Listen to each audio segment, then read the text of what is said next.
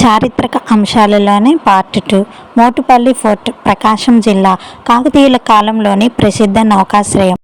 11వ శతాబ్దంలో మార్కోపోలో దీనిని సందర్శించారు. గంధం, ముత్యాలు, లవంగం, మిరియాలు వంటివి ఎగుమతి చేయబడ్డాయి. అమరావతి స్తూపం పల్నాడు జిల్లా శిథిలావస్థకు చేరిన బౌద్ధ స్తూపం. అమరావతి, ధరణికోట ఆంధ్ర శాతవాహనుల రాజధానులు.